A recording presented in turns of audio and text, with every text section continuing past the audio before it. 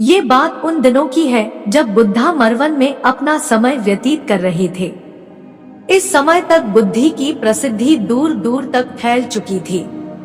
बहुत दूर दूर से लोग अपनी चिंताओं और परेशानियों का समाधान खोजने के पास आते थे।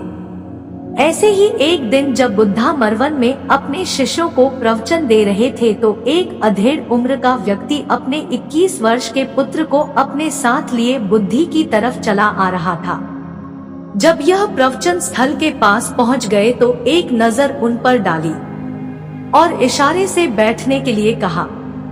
जब प्रवचन समाप्त हो गया और सभी लोग वहां से चले गए तो बुद्ध ने उस व्यक्ति को अपने पास बुलाया और बैठने के लिए कहा। वहां चारों तरफ हरियाली छाई हुई थी। मौसम बहुत सुहाना था और तरह तरह के पक्षियों की आवाजें गूंज रही थी। ऐसा नजारा देखकर उस व्यक्ति को अंदर से असीम शांति महसूस हो रही थी। इसके बाद बुद्ध ने उस व्यक्ति से आने का कारण पूछा तो इस पर व्यक्ति ने कहा, यह तथागत, मैं 2 दिन की लंबी यात्रा करके अपने पुत्र को आपसे मिलवाने लाया हूँ। ये मेरा इकलौता पुत्र है और ये हर समय थका थका रहता है। ऐसा लगता है जैसे इसके अंदर कोई जान ही नहीं है, कोई प्राणी नहीं है। इसका स्वभाव भी काफी चिड़चिड़ा हो गया है। अगर हम इससे कुछ भी कहते हैं तो यह हमारी छोटी छोटी बातों पर गुस्सा हो जाता है। इसके देखने की क्षमता भी उम्र से पहले ही कमजोर हो गई है और इसके बाल भी सफेद पड़ने लगे हैं। इतनी कम उम्र में इतनी बड़ी उम्र का लगना मुझे तो कुछ समझ नहीं आ रहा। किसके साथ हो, क्या रहा है तथागत? मैं अपने पुत्र के स्वास्थ्य को लेकर बहुत चिंतित हूँ। जब मैं अपने पुत्र को वैद्य जी के पास लेकर गया तो उन्होंने कुछ औषधि दी और कहा, अपने पुत्र को तनाव कम लेने के लिए कहो। वो अपने दिमाग में बहुत अधिक तनाव लेता है, इसलिए उसकी ऐसी हालत हो गई है। लेकिन मुझे उनके बहुत समझाने के बाद भी तनाव का मतलब समझ नहीं आया। मुझे नहीं पता कि तनाव होता क्या है, यह किन कारणों से आता है और उसे कैसे अपने पुत्र के दिमाग से निकालूं। लेकिन मुझे सबसे पहले तो ये समझना है कि तनाव होता क्या है। इसीलिए तथागत मैं आपके पास आया हूँ, कृपया आप मेरी समस्या का समाधान कीजिए। यह सुन बुद्ध उसके पुत्र को बड़े ध्यान से देखते हैं, उसके चेहरे को देखते हैं, उसकी आंखों को देखते हैं और फिर उसके हाथों की नब्ज को भी देखते हैं। यह सारी विधि करने के पश्चात बुद्ध उस व्यक्ति से कहते हैं, तनाव लेना तो कोई नहीं चाहता, लेकिन फिर भी यह तनाव लोगों के दिमाग को दीमक की तरह पकड़ लेता है और व्यक्ति जान भी नहीं पाता कि वह तनाव में जी रहा है। लेकिन अगर व्यक्ति तनाव के कारणों को अच्छे से समझ लेता है और तनाव के बारे में कोई ऐसा पैमाना बना लेता है जिससे वह जान सके कि वह कितने तनाव में है, तो वह इस समस्या का समाधान भी खोज सकता है। सबसे पहले तो तुम ये समझो कि तनाव होता क्या है। जब भी कोई व्यक्ति कोई काम कर रहा होता है लेकिन उसका मन कहीं दूर भटक रहा होता है, कल्पनाओं में होता है, तो उसके शरीर और मन के बीच एक दूरी पैदा हो जाती है। यह दूरी जितनी अधिक होगी व्यक्ति उतनी ही ज्यादा बेहोशी की अवस्था में होता है और शरीर व मन के बीच की इसी दूरी, इसी खिंचाव को तनाव कहा जाता है। आखिर कोई पसंदीदा खेल खेलने के बाद व्यक्ति चुस्ती और प्रसन्नता से क्यों भर जाता है, जबकि उसने तो अपने शरीर को थकाया है।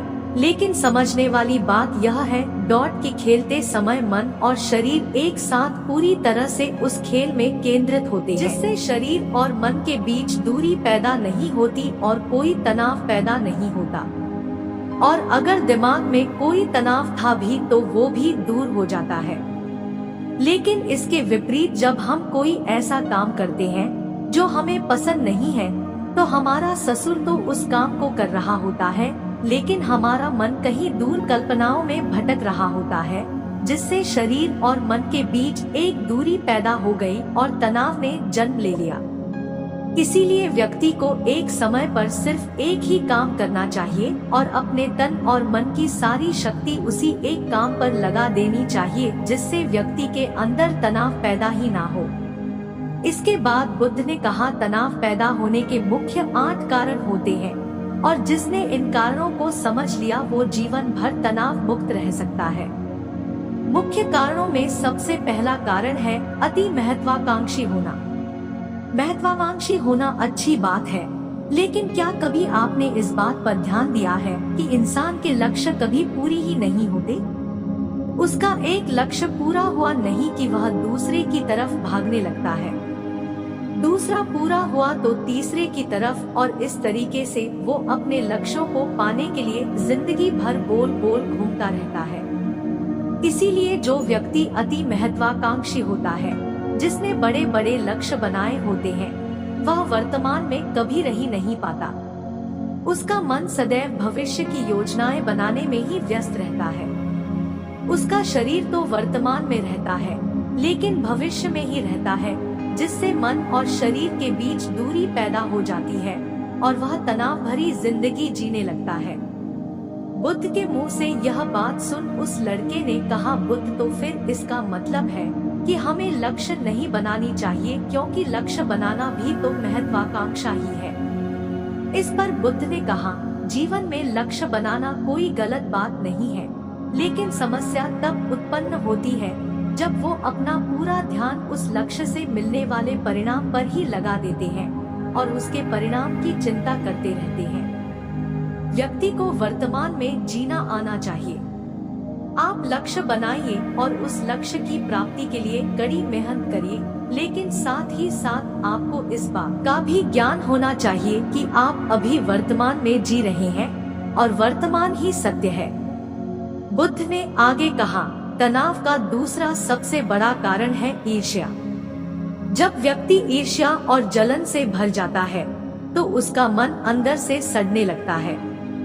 ईर्ष्या एक आंतरिक घाव है। आंतरिक घाव यानी मन का घाव व्यक्ति के शरीर का घाव तो भर सकता है, लेकिन मन का घाव कभी नहीं भर सकता। इसीलिए व्यक्ति को दूसरे की खुशी और तरक्की से कभी ईर्ष्या नहीं करनी चाहिए, क्योंकि तनाव का कारण है। इसके बाद बुद्ध ने तनाव का अगला कारण बताते हुए कहा कि आरुषिपूर्ण काम करने से भी मन में तनाव पैदा होता है। जो काम करना हमें पसंद ही नहीं है, जिसका में हमारी रुचि ही नहीं है, उस काम में हमारा मन लग ही नहीं पाएगा। हमारा शरीर तो वही बैठा रहेगा, लेकिन हमारा मन कल्पनाओं की उड़ान भरेगा, जिससे शरीर और मन के बीच दूरी पैदा हो जाती है और व्यक्ति तनावग्रस्त हो जाता है। इसीलिए इंसान को हमेशा अपनी रुचि के अनुसार ही कार्य करनी चाहिए।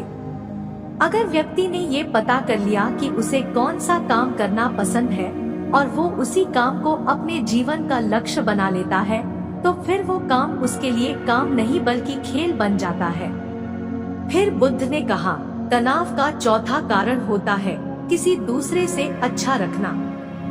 बुद्ध ने उस व्यक्ति की ओर इशारा करते हुए कहा, एक पिता होने के नाते तुम्हारी अपने पुत्र से बहुत सी अपेक्षाएं होंगी कि तुम्हारा पुत्र एक बहुत ही कामयाब इंसान बने, तुम्हारा नाम रोशन करे, जैसा तुम चाहते हो उस तरह का जीवन जिए, तुम्हारी हर बात माने। लेकिन क्या आज तक कभी किसी की सारी अपेक्षाएं पूरी हुई है? जब भी कोई व्यक्ति किसी दूसरे से कोई अपेक्षा रखने लगता है तो वो अनजाने में अपने लिए तनाव पैदा करने लगता है। जरा सोचो कि अगर तुम्हारा बेटा तुम्हारे अनुसार काम नहीं कर रहा और वो नहीं बन पा रहा जो तुम उसे बनाना चाहते हो, तो निश्चित रूप से तुम्हारे दिमाग को तनाव पकड़ लेगा। तुम तनाव से भरा जीवन जीना शुरू कर दोगे और इस तनाव के बस में आकर तुम ऐसा व्यवहार करोगे, ऐसी बातें करोगे कि तुम्हारा अपने पुत्र के साथ संबंध और भी खराब होता चला जाएगा। इसीलिए व्यक्ति को जितना हो सके उतनी कम अपेक्षाएं दूसरों से रखनी चाहिए, और अगर पूरी तरह से तनाव मुक्त रहना है तो दूसरों से अपेक्षा रखना ही बंद कर दो। इसके बाद बुद्ध ने कहा कि शारीरिक कष्ट भी इंसान के तनाव का एक कारण होता है। जब व्यक्ति किसी शारीरिक पीड़ा से गुजर रहा होता है तो उसका पूरा ध्यान बस अपने उस शारीरिक दर्द पर होता है और वो पूरे दिन बस उसी के बारे में सोचता रहता है, जिससे उसका मन दुख के विचारों से भर जाता है और ऐसी स्थिति में व्यक्ति तनावग्रस्त रहने लगता है। यह सुन उस व्यक्ति ने कहा कि हे बुद्ध, शारीरिक दुख तो किसी भी व्यक्ति को हो सकता है, तो फिर क्या हुआ? व्यक्ति जीवन भर तनाव में ही जिएगा? इसका जवाब देते हुए बुद्ध ने कहा कि इंसान को ये बात समझनी चाहिए कि हमारा जीवन दुखों का आधार है। जैसे जैसे हमारा जीवन आगे बढ़ता है, इसमें दुख आते हैं, बीमारियां आती हैं और फिर अंत में मृत्यु भी आती है। तो बीमारियां इंसान के जीवन का अभिन्न अंग है, कोई इनसे बच नहीं सकता। बस किसी किसी के जीवन में ये समय से पहले आ जाती है, तो किसी के बाद में पढ़ाती सबको है। जब इंसान का मन इस बात को अच्छे से समझ लेगा तो फिर वह अपनी बीमारी के बारे में सोच सोचकर ज्यादा तनाव नहीं लेगा, क्योंकि यह हमारे जीवन का अभिन्न हिस्सा है और इसके लिए व्यक्ति को शारीरिक रूप से भी अभ्यास करते रहना चाहिए। अपने जीवन में व्यायाम और स्वस्थ जीवन शैली को भी जगह देनी चाहिए, ताकि उसका शरीर लंबे समय तक निरोगी रहकर सही से काम कर सके। तनाव का अगला कारण होता है अपनी योजनाओं को समझने के लिए समय न देना। कुछ लोगों के दिमाग में कोई विचार आया नहीं है कि वो बिना सोचे समझे उस पर काम करना शुरू कर देते हैं, और जब उस काम में उन्हें असफलता मिलती है तो वह तनाव से भर जाते हैं, क्योंकि उन्होंने उस काम को शुरू करने से पहले उसके बारे में पूरी जानकारी इकट्ठा नहीं की थी। इंसान को कोई भी काम शुरू करने से पहले उसके अच्छे और बुरे परिणामों के बारे में ठीक से सोच विचार कर लेना चाहिए। इंसान को इस बारे में भी सोच लेना चाहिए कि अगर ये योजना सफल नहीं हुई तो फिर इसके बाद मैं क्या करूँगा। इसलिए व्यक्ति को अपनी योजनाओं को ठीक से समझने के लिए पूरा समय देना चाहिए, ताकि बाद में उस योजना की वजह से तनाव पैदा ना हो। तनाव का 7वां सबसे बड़ा कारण होता है टालमटोल करना। आज के काम को कल पर टालना। आप लोगों ने ये कहावत तो सुनी होगी कि आलसी इंसान के शरीर का सबसे बड़ा शत्रु है। इंसान आलस्य की वजह से आज के काम को कल के लिए टाल देता है और फिर काम को टालना उसकी आदत बन जाती है। काम को कल पर टालने वाले व्यक्ति का काम कभी भी समय पर पूरा नहीं हो पाता, और अगर किसी तरह से पूरा हो भी जाता है तो वह उतना अच्छा नहीं हो पाता जितना अच्छा उसे किया जा सकता था, और फिर यह बात व्यक्ति के अंदर तनाव पैदा करती है। लेकिन काम को टालना या काम को एकदम अंत समय पर करना एक आदत है, इसीलिए व्यक्ति ना चाहते हुए भी बार बार अपनी इस आदत का शिकार बन जाता है और काम को टालता रहता है, और फिर जब काम की समय सीमा पास आ जाती है तो वह तनाव से भरकर काम को पूरा करने का प्रयास करता है।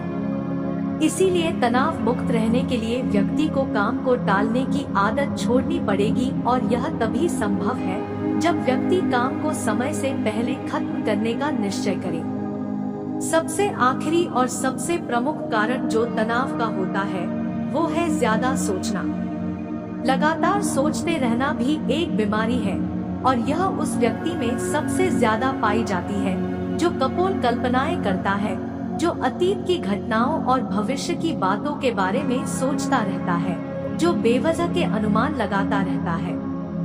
इसीलिए व्यक्ति को ज्यादा सोचने की आदत पर लगाम लगाना चाहिए।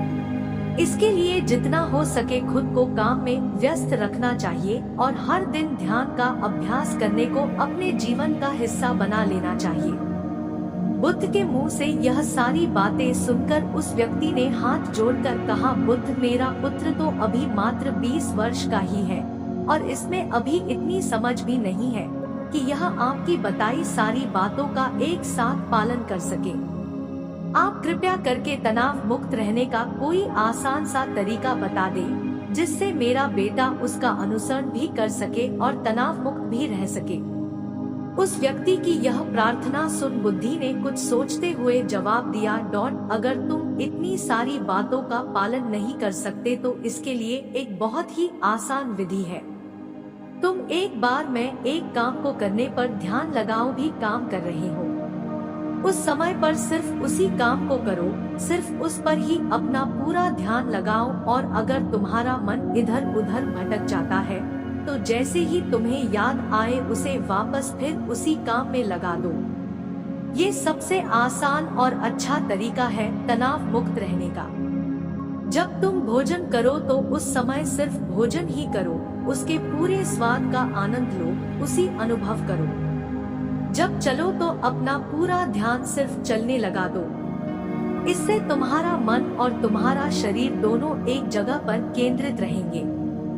दोनों के बीच दूरी पैदा नहीं होगी, जो कि तनाव का मुख्य कारण होती है। दोस्तों, आज की युवा पीढ़ी एक ही समय पर दो दो तीन तीन काम करने के आदी हो चुकी है, जैसे फोन पर बात करते हुए गाड़ी चलाना, खाना खाते हुए टीवी देखना, ये फोन चलाना। और फिर इनकी शिकायत रहती है कि मैं तनाव में जी रहा हूँ, मेरा मन शांत रहता है, मैं चिड़चिड़ा सा हो गया हूँ। जब कोई व्यक्ति एक ही समय पर तीन तीन काम करेगा तो तनाव पैदा होना तो स्वाभाविक है, क्योंकि दिमाग तो एक समय पर पूरा ध्यान लगाकर सिर्फ एक ही काम कर सकता है। पूर्ण रूप से एक ही समय पर दो कामों पर ध्यान कभी नहीं लग सकता। इसीलिए जहाँ तक संभव हो सके एक समय पर सिर्फ एक ही काम करने का प्रयास करें, वो भी पूरे ध्यान के साथ। दोस्तों, आशा करता हूँ कि आपको इस स्टोरी से काफी कुछ सीखने को मिला होगा। प्लीज लाइक सब्सक्राइब जरूर करें। शायद एक दीवाना।